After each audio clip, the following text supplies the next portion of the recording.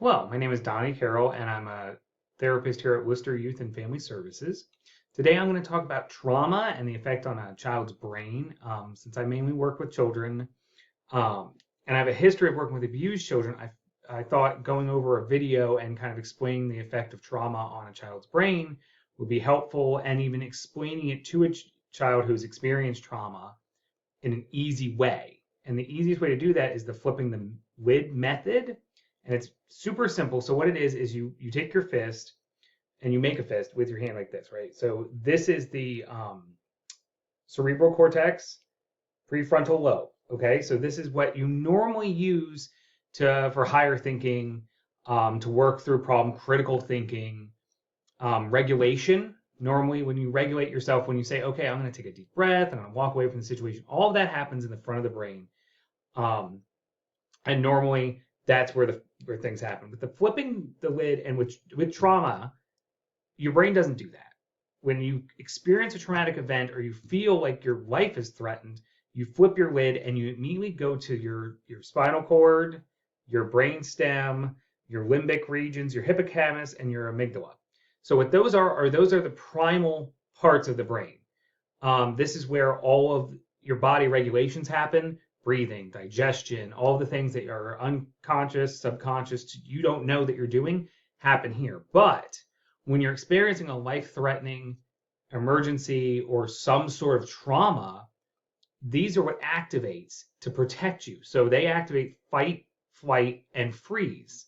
Now, many people have heard fight and flight, but really there's freeze as well, which is just stopping. And it's a way of your body protecting you. During these times, your body releases cortisol, which is a stress hormone, and this shuts down digestion. This regulates your whole body to go into overdrive to protect you. So, with that said, what ends up happening is during normal childhood development, you're taught to use the front part of your brain. You're taught to use your prefrontal cortex and your cerebral cortex as a way of working through problems that happen and issues that come up and being able to handle things. But with childhood trauma, this is lost most of the time. They don't learn that. It's not a part of neurodevelopment at times. So they just focus here. So if a small problem happens, like something happens that they don't want to happen, or things don't go their way, immediately flipping their lid and going here. So they immediately become dysregulated. They fight. They might get angry really easy. They might yell and curse and be angry. They might also run away as like a flight response. So you have fight, flight, and then they might just freeze. They might zone out. They might disassociate from the situation. And that's all the way of their body protecting them from something that's happened, and they never were able to learn a better way of doing it. So that brings us to being able to explain that to a kid, being able to explain, like, your body's not following the correct route, and you have to train and work on ways to regulate, to develop coping skills, such as, deep breathing, walking away from the situation, thinking of a safe place, asking for help, and kind of regulating them back down to be able to work through that. Because with trauma, it's your body changes development.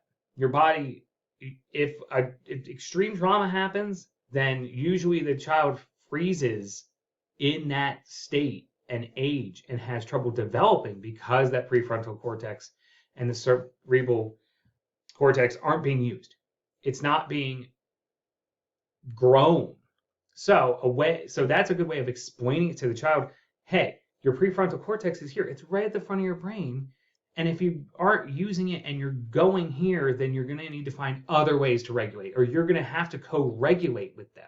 With a child who doesn't understand ways to regulate themselves, you have to co-regulate. You have to help them. You have to explain to them ways that they can do that. And eventually you'll strengthen that part of the brain so they don't flip their lid immediately.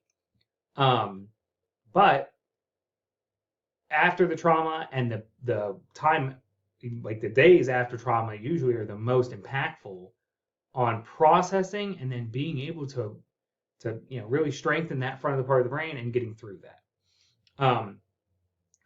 Our brains are such a fantastic tool, but especially in children, when everything's developing, everything's still growing, We really have to kind of think of ways to explain it to them on a level that they understand.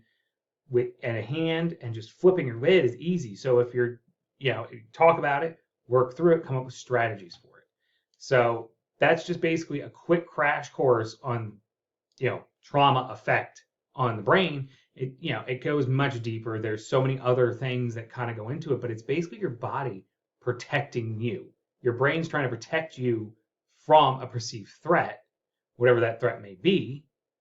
And then your brain has to figure out a way to work back around it or come back down off of being escalated.